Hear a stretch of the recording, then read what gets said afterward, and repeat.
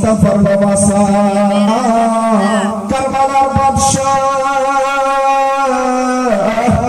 নিজের বড় দাদা হযরত ইমাম হাসানের শহীদের পর মসজিদে নববীতে ইমামতি করতেন ইমাম হোসেন কোন সময় কারো ক্ষতি করতেন না, নিজের ক্ষতি করে পরের উপকার করতেন। এদের আচরণ যদি আপনি শুনেন অবাক যাবেন। একজন ভিক্ষুক ভিক্ষা করছে, একটা বাড়ি গেছে, যাওয়ার পরে দেখছেন বারান্দায় বসে আছে। ওই বুড়ো লোকটাকে বলছে, হুজুর ও শেখ সাহেব, সেটি খাবার পাওয়া যাবে দুপুরের সময়? ওই বুড়ো লোকটা বললেন, দাঁড়াও আমি ডাক দিচ্ছি। ডাক দিলেন, হাসান, ও হাসান। এক নুরানি চেহারাওয়ালা ছেলে বেরিয়ে আসলেন, যারা ছন্দে বলিয়ে সুবহানাল্লাহ। এই ভিক্ষুক লোকটা এক চাটি খাবার চাচ্ছে, দাও। সেদিন বাড়িতে খুব সুন্দর খাবার হয়েছে, খুব ভালো খাবার হয়েছে। এক থালা ভাত দিয়েছেন, খাবার এদিকে ইনি খাচ্ছেন, খুব সুন্দর খাবার, খুব লজিজ টেস্টি, খুব স্বাদপূর্ণ খাবার খাচ্ছেন। আর ওই বুড়ো লোকটা কালকার শুকনো রুটি ভাঙা যায় না, কোন রকম চেষ্টা করে ভাঙছেন, আর পানিতে ভিজিয়ে নরম করে আর ওই শুকনো রুটি খাচ্ছেন। এই ভিজিয়ে শুকনো রুটি নরম করে খাচ্ছেন।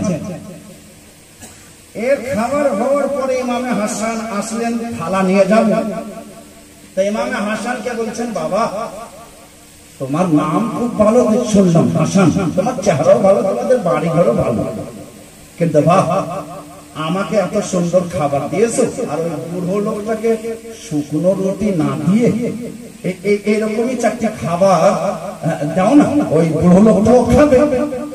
মানে এক সওয়ালি, এক ভিখারি, ও ভাবছে যে হয়তো ওটাও ভিখারি আছে, তো আমাকে এত খুরমা পোলাও মাংস দিচ্ছে, তো উনি আর শুকনো রুটি দিয়ে কেন খাবেন? ওনাকেও চারটি দাও না, ওনাকেও চারটি দাও না। তো ইনি মুশকি হেসে বলছেন, আপনি যার ব্যাপারে বলছেন ওনাকে দাও না, এই খাবার ছিল না, এই খাবারটা ওনারই খাবার, ওনাকে চেনেন, উনি আমার আব্বা, ওনারই তো নাম হলো হযরতে আলী মুসলিম কোষা। যারা ঝুমকে বলিয়ে সুবহানাল্লাহ।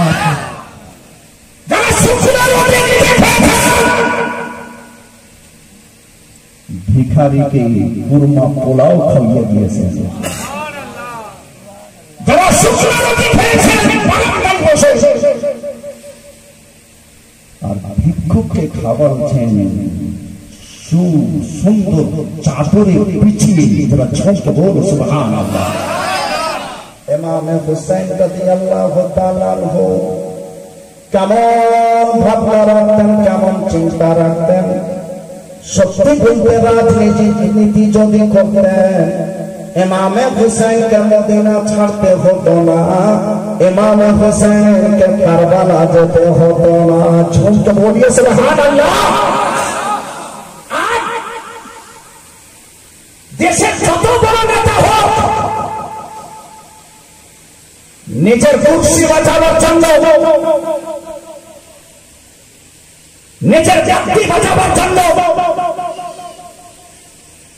নিজের মন্ত্রিত্ব বাঁচাবার জন্য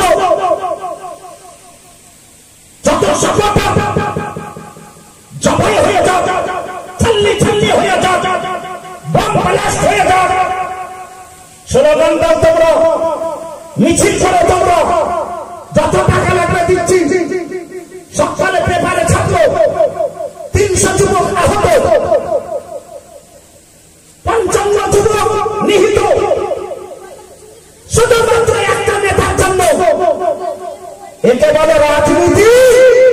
ইমাম হুসাইন রাদিয়াল্লাহু তাআলা আনহু রাজনীতি জানতেন, কিন্তু ইমাম হুসাইন আল্লাহর ওয়াস্তায় রাজনীতি করেননি।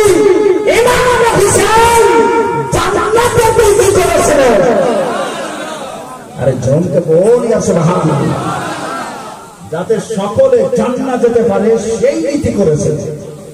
রাজনীতি ইমামে হোসেন করে। ইমামে হুসাইন, কোন ইমামে হুসাইন? হযরতে ইমামে হুসাইন একটা কদম রাখতেন, শরীয়তে যায় যাচ্ছে তো রাখবেন, না যায় যাচ্ছে তো জীবনে রাখেননি। আরে জনকে বলিয়া সুবহানাল্লাহ। ছোট্টবেলাতে ইমামে হুসাইন বস্তার বস্তা খেজুর রাখা আছে নানার ঘরে। যারা জনকে বলিয়া সুবহানাল্লাহ। বস্তার বস্তা খেজুর রাখা আছে, দু ভাই বাইতুল মালের খেজুর রাখা আছে, গরিব মিসকিনদের খেজুর রাখা আছে, বিতরণ করা হবে গরিবদের। সৎকার খেজুর রাখা আছে, বাচ্চা ছেলে জানে না, বাড়িতে কিছু নাই, এদিকে বাইতুল মালের খেজুর শেষ হয় না। যারা ঝুঁকতে বলিয়া সুবহানাল্লাহ। দরজা খোলা, দুই ভাই ঢুকে গেছে, একটা করে বড় বড় খেজুর নিয়েছে, আর আঁঠি ফেলে মুখে চামড়ি ঘুরেছে। আমার নবী দেখা মাত্র ছুটে এসেছেন, দু ভাইয়ের মুখে আঙ্গুল ভরে ওই খেজুরকে টেনে বের করেছে। আরে ঝুঁকতে বলিয়া সুবহানাল্লাহ। আঙ্গুল ভরে টেনে বের করেছেন। দু ভাই বড়াবড়ি করে কাঁদতে লাগলো। একটা ছেলে যদি চকলেট খায় আর তার নানা যদি টেনে বের করে নেয়, তো ওই নাতিটা, ওই নওয়াসা দুঃখ পাবে না? পাবে। গড়াগড়ি করবে না? করবে। কাঁদবে না? কাঁদবে না? কাঁদছে, গড়াগড়ি করছে। হাতে মাত্র জোহরা বলছেন, আপনার যান, আপনি আমার ছেলেদের মুখ থেকে টেনে নিয়েছেন। আকা মুস্তাফা বললেন, জি,